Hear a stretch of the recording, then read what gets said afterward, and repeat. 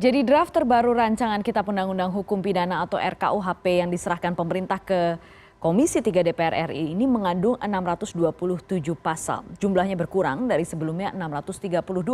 Namun masih ada satu pasal yang membuat khawatir. Pasal 349 mengatur tentang penghinaan terhadap kekuasaan umum dan lembaga negara dapat dipenjara 1,5 tahun. Dan pertanyaannya sekarang, mengapa pasal ini masih dipertahankan oleh pemerintah dan DPR? Kita bahas bersama narasumber pakar hukum tata negara STH Indonesia, Mbak Bivitri Susanti. Mbak Bivitri, selamat malam.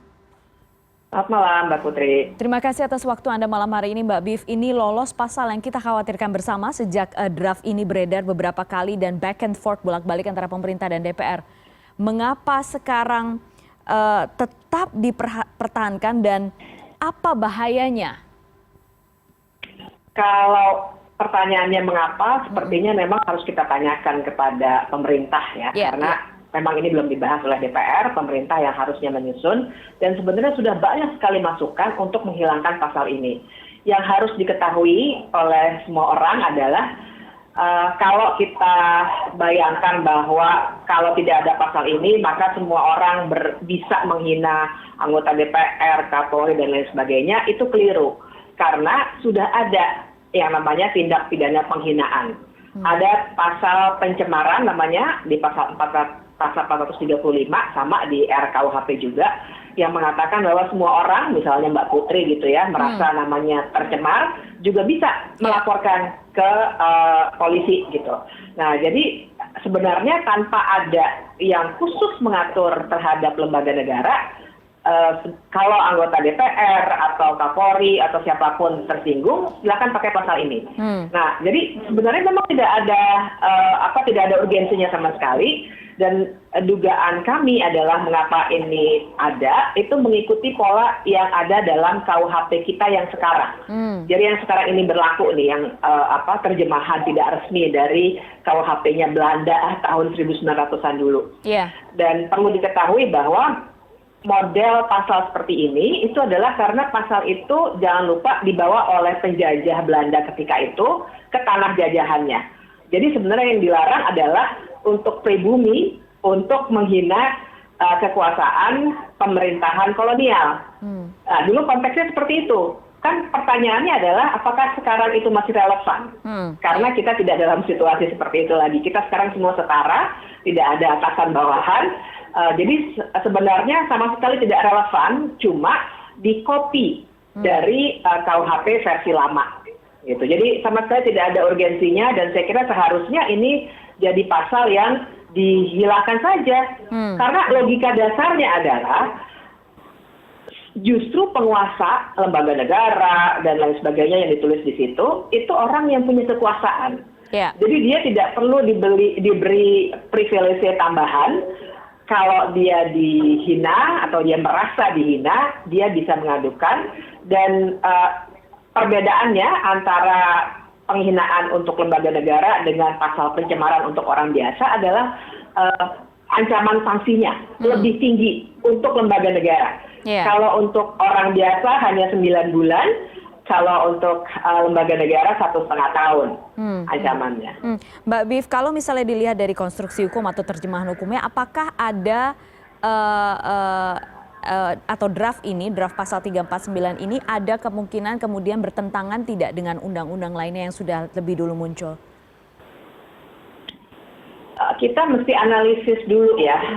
Yang jelas sekarang ini sudah cukup banyak pasal ataupun ancaman hukuman yang sudah menghantui kita untuk bebas berpendapat. Misalnya saja Undang-Undang ITE yang sebenarnya sudah sangat kontroversial dan sudah banyak orang seperti Satya, koordinator kontrak, dan Haris Azhar itu yang sedang diproses menjadi tersangka karena Undang-Undang ITE. Tapi masih banyak lagi korbannya, ada ratusan datanya. Nah, jadi saya kira bertentangan dalam konteks itu sebenarnya jadi menambahkan, tapi bertentangan pasti dengan sebenarnya hak atas kebebasan berpendapat yang ada di konstitusi.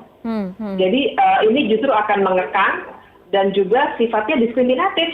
Konstitusi kita juga mengatur bahwa tidak boleh ada diskriminasi, dan ini jelas jadi diskriminasi yang sangat kelihatan karena ancaman hukuman untuk pencemaran nama seorang pejabat dan lembaga negara itu diancam dengan hukuman yang lebih tinggi ketimbang pasal pencemaran biasa yang ada di pasal 435. Mbak Bif, kalau misalnya kita lihat ini kan pasalnya karet sekali ya, sangat interpretatif gitu, dan dilaporkan oleh orang-orang atau lembaga yang merasa terhina. Bagaimana sekarang publik harus menyikapi ini? Karena bagaimanapun draftnya masuk, apa yang bisa dilakukan oleh publik, apa yang bisa di-push?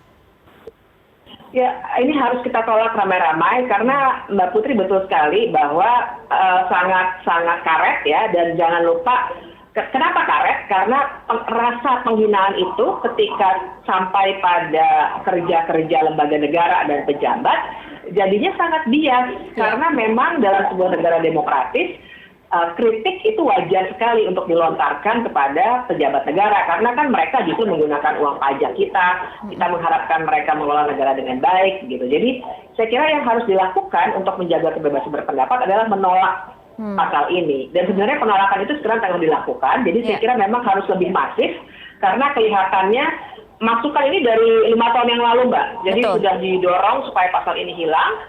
Waktu ada draft versi 4 Juli tahun 2022 didorong lagi, Dewan Pers memberikan, Aliansi Nasional RKUHP memberikan masukan juga, tapi tetap tidak diubah. Jadi saya kira penolakannya harus lebih besar lagi, jangan sampai kita justru akan menjadi tidak bisa mengkritik ataupun memberi masukan sedikit saja yang rasa ketersinggungan itu kan ukurannya sangat sulit, apalagi ketika seseorang melakukan tugas-tugas publik. Saya kira ini harus ditolak dengan kuat.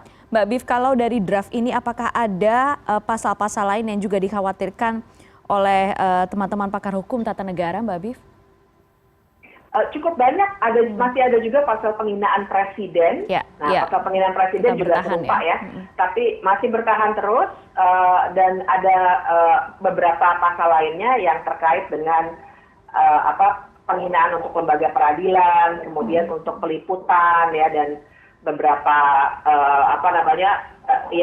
beberapa pasal yang terkait dengan kebebasan pers, kebebasan berpendapat, yang intinya nanti akan terlalu banyak membuat kita merasa terancam untuk mengemukakan pandangan-pandangan kita di hadapan publik, dan juga untuk misalnya melakukan unjuk rasa dan lain sebagainya secara damai, dan itu diatur dalam konstitusi dan undang-undang. Tapi di RKUHP ini juga ada pasal-pasal yang menyebabkan bukan pendekatan keamanan secara umum yang dilakukan, tapi justru semacam melarang orang-orang untuk berekspresi, memberikan kritik kepada pemerintah. Kalau menurut Anda secara garis besar ketika pasal-pasal seperti ini masuk, tetap bertahan gitu ya, tetap bertahan, tidak kemudian dilakukan penyesuaian terhadap perkembangan zaman dan tidak relevan lagi dengan saat ini, apakah menurut Anda ini menunjukkan ketakutan berlebihan dari pemerintah? Ya, saya kira ada pandangan dari pemerintah bahwa semua aspek kehidupan masyarakat itu harus diatur dengan sangat-sangat tertib. Tidak ada ruang kebebasan yang diberikan karena ada asumsi bahwa masyarakat yang tidak diatur secara berlebihan dia akan chaotic begitu, akan berantakan sekali, mungkin saling menyakiti, saling menghina dan seterusnya. Saya kira ada cara pandang itu. Jadi ketertiban yang luar biasa. Dan yang mengkhawatirkan adalah, saya kira cara pandang ini terbawa dari bagaimana KUHP peninggalan Belanda yang sebenarnya harusnya diperbaiki. Justru karena kita sudah merdeka, itu paradigmanya dibawa ke masa yang sekarang. Jadi itu masalah terbesarnya. Itu satu. Tapi yang kedua, benar bahwa ada masalah juga. Memang kan kita punya banyak catatan ya, agak mengkhawatirkan tentang demokrasi di Indonesia. Dan bisa jadi ini jadinya punya kontribusi juga pada keinginan dari pemerintah untuk banyak mengatur aspek-aspek yang terkait dengan kritik dan pemberian pendapat dalam konteks demokrasi. Jika kemudian baik pemerintah kemudian DPR tetap melanjutkan ini, tetap memasukkan, apa yang bisa kemudian kita lakukan, Mbak Bif? Ya, yang jelas saya kira ini jangan sampai masuk dulu karena memang nanti saya akan bisa jawab kita mesti ke Mahkamah Konstitusi. Tapi kan di Mahkamah Konstitusi juga kita punya catatan ya sekarang ya dengan hakim-hakim yang juga mungkin merasa sedikit terancam. Sekarang kan main dicopot aja tuh hakimnya oleh DPR juga begitu. Jadi saya kira yang mesti kita lakukan sekarang kita tahan di DPR-nya supaya pasal-pasal seperti ini dihilangkan dulu.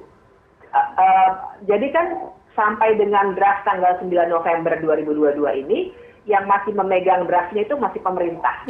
Pembahasan sebenarnya di DPR itu belum berlangsung secara penuh. Ya, jadi saya kira kita juga mesti mengatakan kepada anggota DPR, tunjukkan keberpihakan Anda pada demokrasi, apalagi menjelang 2024. Jadi nanti kita bisa lihat mana saja fraksi yang ternyata tidak pro kebebasan berpendapat, mungkin sebaiknya tidak kita pilih. Nah ini yang kita harus lancarkan terus ke DPR supaya pasal-pasal seperti ini difilter dan dikeluarkan supaya KUHP kita perlu, tapi kan KUHP yang seperti apa? Itu pertanyaan besarnya. Nah, kita tidak mau yang mengekang seperti ini. Oke, sama-sama kita tidak mau dan sama-sama kita kawal. Mbak Bif, terima kasih banyak malam hari ini sudah berdiskusi di CNN Indonesia Prime News.